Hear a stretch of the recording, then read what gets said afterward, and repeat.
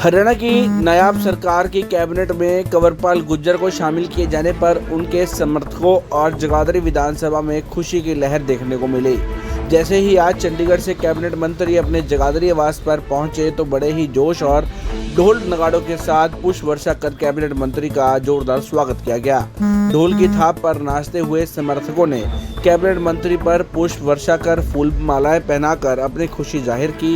इस दौरान उन्होंने मीडिया से बात करते हुए कहा कि विकास कार्यों को गति देने के लिए ऐसे काम होते रहेंगे और सरकार ऐसे ही चलती रहेगी। जो नीतियां मनोहर लाल द्वारा बनाई गई थी और चलाई गई थी उसे मजबूती के साथ बढ़ाने का काम किया जाएगा। उन्होंने लोकसभा चुनाव और विधानसभा चुनाव पर भी अपनी प्रतिक्रिया दी। उन्होंने कहा कि ऐसा लगता है कि अलग अलग ही ये दोनों चुनाव होंगे, इस पर निर्णय चुनाव आयोग करेगा। उन्होंने कहा कि लोकसभा चुनावों में 10 की 10 सीट पर जीत दर्ज करेंगे और केंद्र में 370 सीट जीतकर 400 पार का लक्ष्य हासिल करेंगे।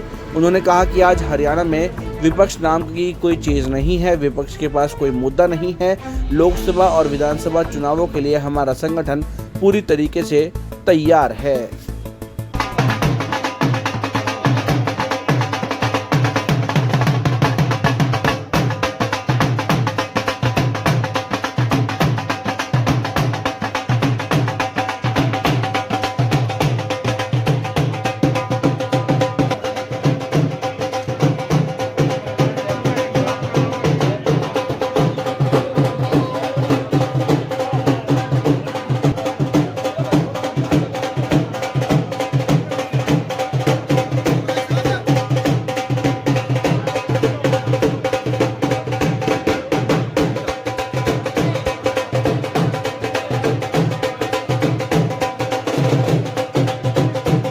देखिए, इसके लिए मैं माननीय मुख्यमंत्री जी का आभार व्यक्त करता हूं कि उन्होंने हमारे प्रति जो विश्वास व्यक्त किया।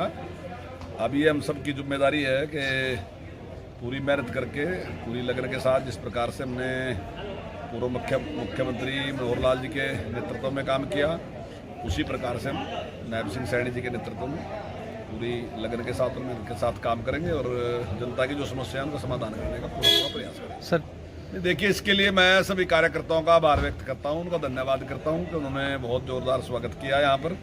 इसके लिए उनका बहुत बहुत धन्यवाद।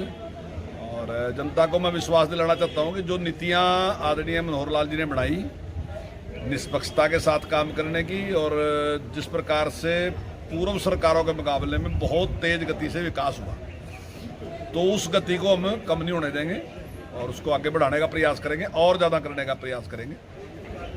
देखिए, अभी जो आम चर्चा है, जितनी हमें जानकारी है, उसमें तो यही है कि अभी लोकसभा का ही चुनाव होगा, विधानसभा का चुनाव अपने समय पे होगा, लेकिन फैसला तो चुनाव आयोग को करना है। नहीं, संगठन 100% तैयार है भारतीय जनता पार्टी का। और हमारे जो त्रिदेव है, जो हमारे यहाँ एक बूथ पे जो 3 कार्यकर्ता हैं, उनका हमने बैठक भी ले ली और हमने लोकसभा का कार्यालय, विधानसभा का कार्यालय, सब कार्यालय खोल लिए। तो हमारी पूरी तैयारी है। देखिए, निश्चित तौर से जो माननीय प्रधानमंत्री जी ने अपील की कि अब की बार हमने जो एक बहुत बड़ी एक देश के सामने एक बड़ी समस्या थी, जो अलगाववाद को पैदा कर दी थी और एक कलंक था, मैं समझता हूँ, तो उस 370 को हमने समाप्त कर दिया।